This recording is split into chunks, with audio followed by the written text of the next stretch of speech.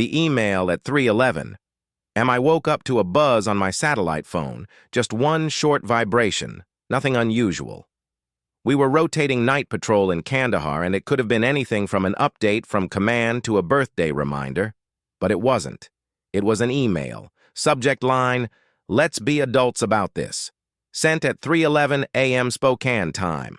I clicked it open. "Nathan, I've filed for divorce. I've moved out what's mine. Please don't make this harder than it has to be. Becky." 3 sentences. No greeting, no apology, no explanation. Below that, a PDF was attached. The first page began, "Petition for dissolution of marriage, State of Washington." Page 2, Financial disclosures. Page 3, Property declarations. Page 4 showed a scanned copy of our joint account. The balance, 0.0. I sat up on the cot. My bunkmate, Wilson, shifted but kept snoring softly. Around us, the tent was alive with slow breathing, muffled radio chatter, and the occasional cough from downrange. I put on my boots without tying them, walked outside into the chalky night air, and just stood there. 13 years of marriage. Gone.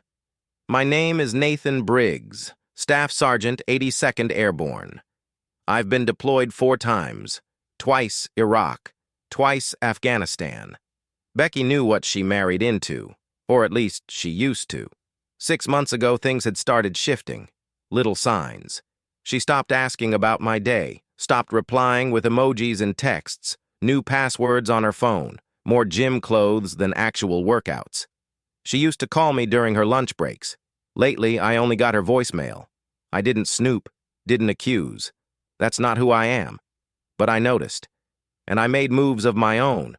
A few weeks before deploying, I had shifted key documents, our marriage license, my VA loan paperwork, the original deed to the house, to a small storage unit across town, opened a new account at a separate credit union, and redirected 20% of my paycheck there, just in case. It wasn't paranoia.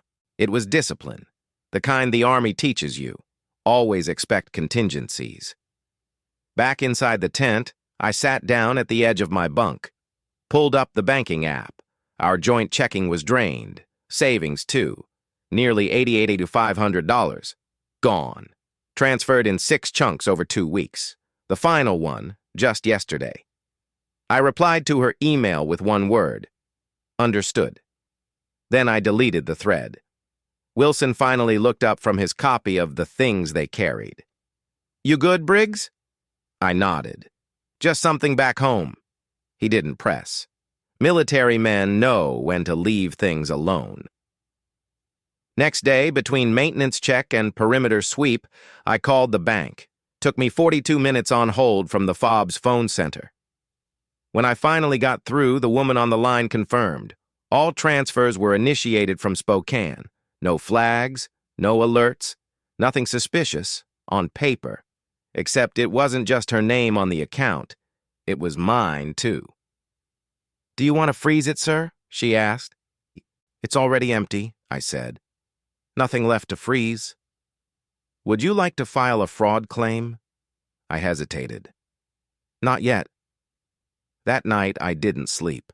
I logged into the home security app I'd installed the year before. Becky didn't know I still had access. Camera 1, front porch. Camera 2, kitchen. Camera 3, living room. There he was, a man in gym shorts and a Seahawk sweatshirt, my sweatshirt, letting our dog out. He sipped from my favorite mug, the one with a chip on the handle I never bothered to replace. Becky walked in behind him, laughed, kissed him. She looked relieved. I felt nothing. No rage, no heartbreak. Just a cold, clean burn behind my sternum. I opened a notepad file on my laptop and made a list. Called James Cutler, ex-Army, now family law attorney in Tacoma Review VA loan clause, who can authorize refinancing verify house deed. My name only? Contact Master Sergeant about potential emergency leave review firewall logs on home security. Confirm camera uptime. The goal wasn't revenge. It was control. You don't survive in a war zone by being impulsive. You survive by keeping calm when everything around you is collapsing. I called James 2 nights later. Secured line only. She filed, I told him, and she emptied everything. You want to contest it? Not yet. I want intel first. Fair. Want me to run property records? Please. Also see if there's been a refinance application filed. Got it. Call you in 48. 2 days later, James called. You're not gonna like this. Hit me. Your house was refinanced 3 weeks ago for $330,000. Application used your name, but it wasn't your signature. What? Someone tried to copy it, almost got it right, middle initials off, and the G stroke on Briggs is totally wrong. Becky? She listed Jeremy Ryan as co-borrower. He's got a DUI and a fraud charge from 2019. I stood outside the phone center again, gripping the receiver. She used my house, my name, my benefits, and this guy is living in it now. James didn't respond immediately. Then, what do you want to do? I looked out into the night. Across the fence line, a convoy was gearing up. Lights flicked on. Boots hit gravel. I don't yell. I don't threaten. I just finish things. Later that night, I received a notification from the home security feed. Motion detected. Living room. I opened the feed. Jeremy was on the phone, pacing. Yeah, man, it's perfect. VA loan. Low rates. All we had to do was forge the dude's signature. Military guys never see it coming. My thumb hovered over the screen. My jaw clenched. You're right, Jeremy. You never saw me coming. If you've ever been overlooked after giving your all, type 1. The paper trail. When the bank officer said, "There's been a refinance on your property," I thought I'd misheard him. Refinance? I repeated, gripping the phone tighter. That's impossible. I'm the sole name on the VA loan. No one else can touch it without my signature. That's what we thought too, the man said, his voice hesitant, like he knew what was coming next would make my stomach drop. But the system shows a new mortgage originated 3 weeks ago, $330,000. Documents filed and signed in full. You and Rebecca Briggs, co-borrower Jeremy Ryan. The name hit harder than any explosion I'd heard in the desert. I let the silence stretch. You still there, sir? Yeah. Can you email me the paperwork? I'm not authorized to do that without a formal request, but I can confirm the documents look legitimate, at least at first glance. Thanks, I said, though nothing about the call warranted gratitude. I ended the call and stared down at the dirt floor of the fob. My boots were caked in sand. The air was dry and still, and I was suddenly thousands of miles away, in a quiet Spokane office, imagining Becky signing my name with a smirk. I got James on the secure line that night. She refinanced the house, I said, voice flat. Hell of a thing to wake up to, he muttered. Let me run title history and see what we're dealing with. Also, check if my original deed was altered. I remember signing it alone. Becky's name wasn't on the mortgage, just on the title. Later. I'll pull county clerk filings in the morning. And James? Yeah? She forged my damn signature, I know it. 2 days later, James called again. You were right, he said. It's bad. How bad? She forged your name on the new refinance documents. It's close, almost perfect, but I matched it against your driver's license and enlistment records. The loop in the G is wrong, and the middle initial, she used a T, yours is L. I closed my eyes. I could picture it now. Becky, hunched over the kitchen counter I built with my own hands, carefully copying my name letter by letter, pausing when she got to the G. She really did it. She really did, James echoed, and Jeremy signed right next to it. They used the equity to pull out the full $330K, probably planning to flip the house next. Any money left? Too early to tell. Depends how fast they've been moving it. That evening, I checked our joint account again. Balance, $22.37. Savings, $0. She'd left just enough for a gas station sandwich. Back at the fob, Wilson found me sitting alone in the corridor outside the comm tent. You look like a man trying to punch a ghost, he said. I think my wife's trying to erase me, I replied, and it didn't feel dramatic. He raised an eyebrow but didn't push. That's why I trusted him. The next morning, James sent over a scanned copy of the refinance documents. I stared at the signature that pretended to be mine. It was me, but not. Like a shadow with edges just a little too sharp. I flipped to the final page and saw something worse, a name I didn't recognize. Daniel Spencer. "Who the hell is Daniel Spencer?" I asked James later. "Real estate agent," he replied. "Specializes in fast cash home deals. His name shows up on 3 other sales, 2 of them tied to military families going through divorce." Let me guess. Jeremy's connected to him too? Bingo! They've closed multiple deals together. So this wasn't random. "No," James said. "It's a pattern. Could be a ring." "And Becky?" James paused. "Too early to tell. Maybe she's complicit. Maybe she's just stupid." I didn't answer. I didn't know which one was worse. Meanwhile, the office where Becky worked had its own drama brewing. Rachel Morris, her manager, had been under quiet, internal audit. James had dug up records from a whistleblower case that suggested Rachel had approved suspicious insurance submissions, some tied to Jeremy's name.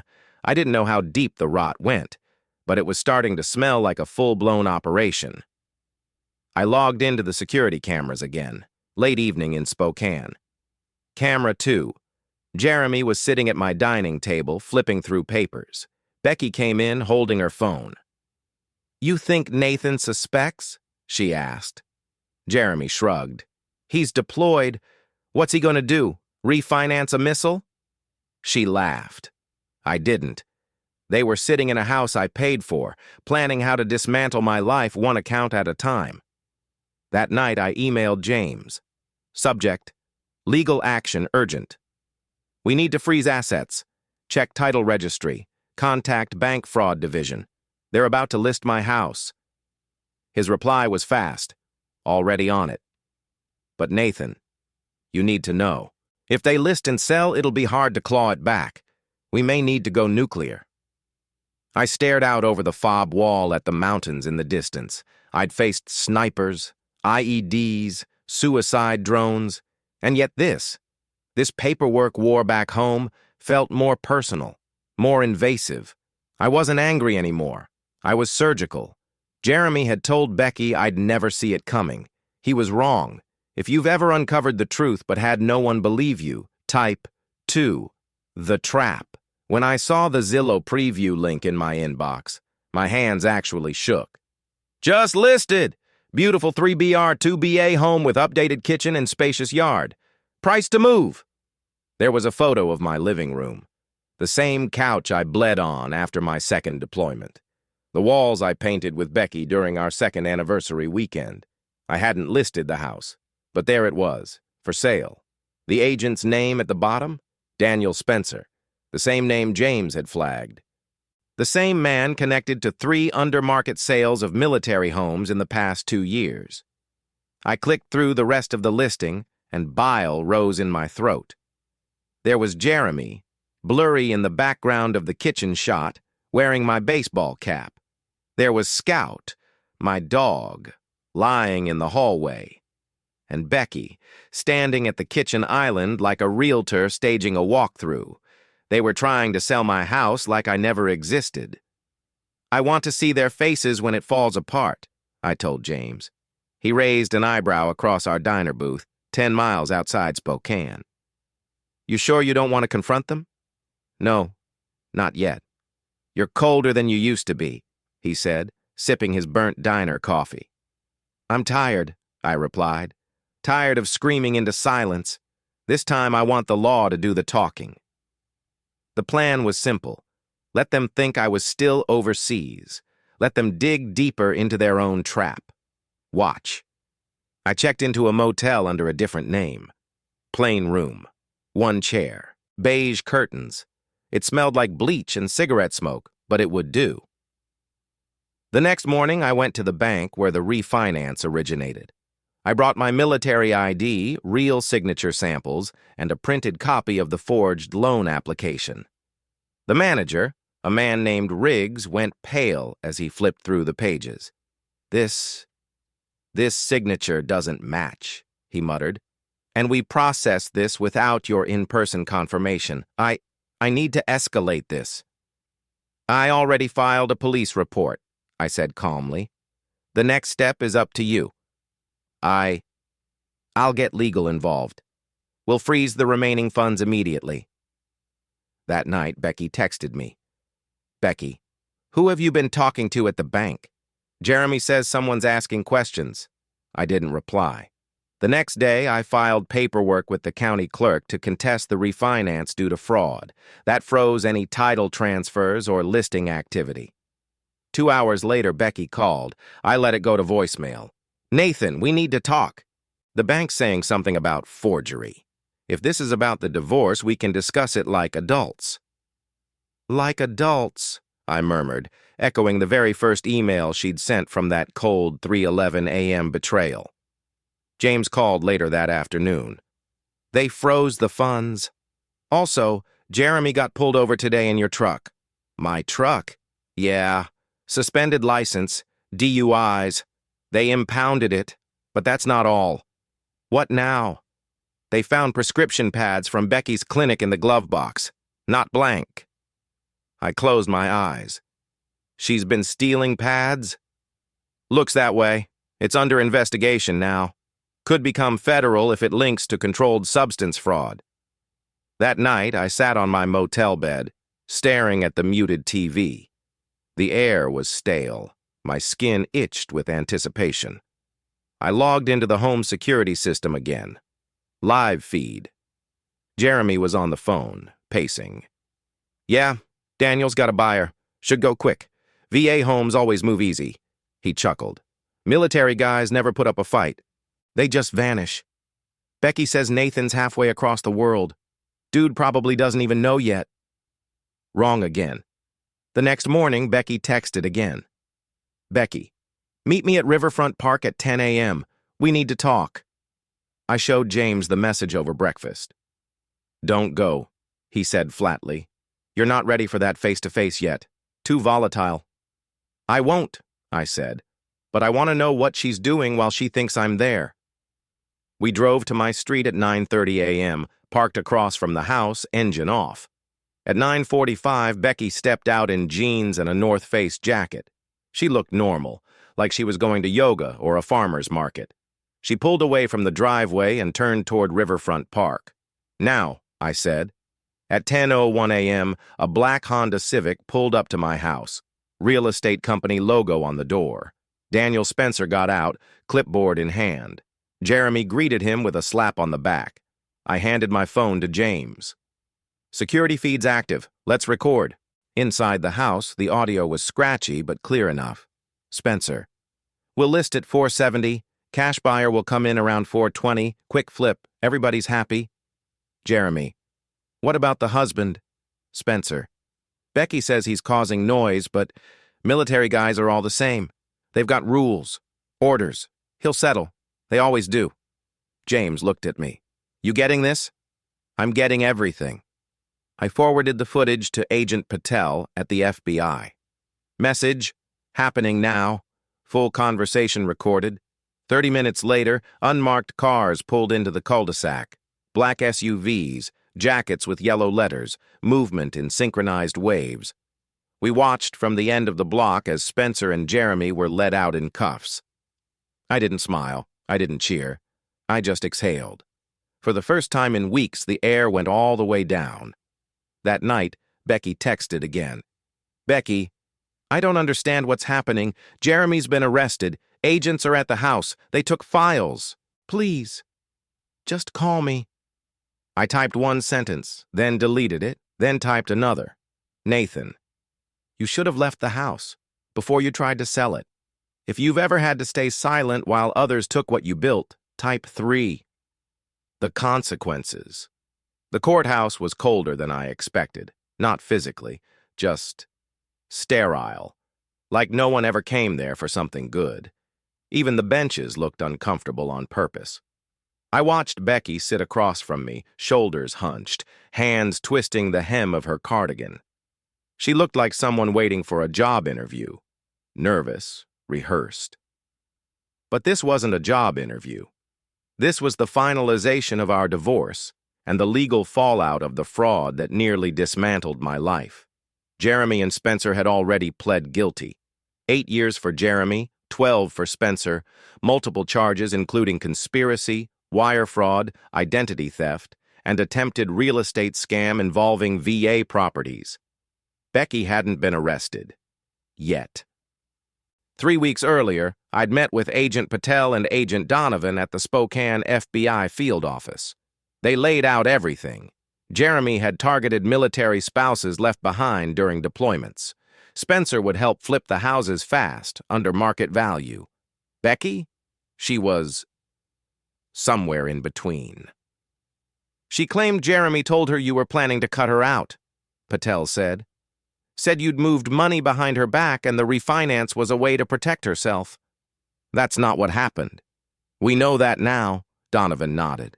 The security footage, the forged documents, and her own confession, they tell a very different story. So what happens to her? Patel hesitated. That depends. She's willing to sign a full confession of forgery and waive all financial claims in exchange for avoiding criminal charges, if you agree. I stared at the papers on the desk. She gets to walk away? She gets to walk away with nothing, Donovan said. No share of your pension, no ownership of the house, no claim to assets. And she signs a document admitting to fraud. It won't be public, but it'll live in the record. I agreed. Not for her, but for me, because dragging this out would have tied me to her even longer, and I was done. Now, in the courthouse, I watched her sign the documents. Her pen hand trembled slightly, like even now she hadn't fully grasped the consequences. Her lawyer whispered something. She nodded. The judge looked up. Is this agreement satisfactory to both parties?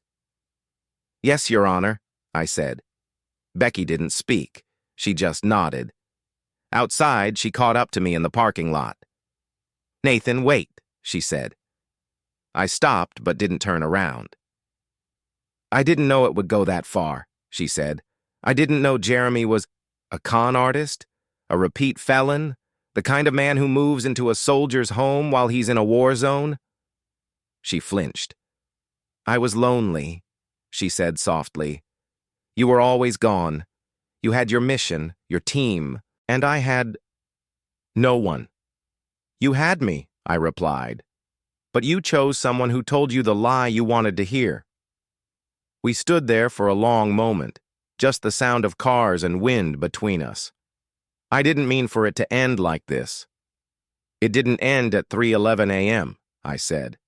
It ended the moment you thought I wouldn't fight back. Back at the motel, my phone buzzed. It was a call from Agent Patel. Jeremy Ryan was sentenced today, 8 years, no parole. Spencer got 12. You might like to know. Your case helped us identify 11 other families. I sat down slowly. Military? Every single one. Did they get anything back? Not yet. But we're working on restitution through the DOJ. And we're citing your case to push legislation for better protections in VA-backed lending. Quiet heroes don't usually get recognition. But you might have started something that matters. A week later, I drove out to the house one last time. The FBI had finished processing evidence. All the locks had been changed. I stood in the doorway for a moment. The silence hit me harder than the memories. There were dents in the floor where my duffel bags used to sit, nail holes in the walls where our wedding photos had hung. I could still smell her perfume in the bedroom, faint and fading. I walked to the back door, opened it, and stood on the porch. The wind blew through the trees like an exhale. It didn't feel like mine anymore.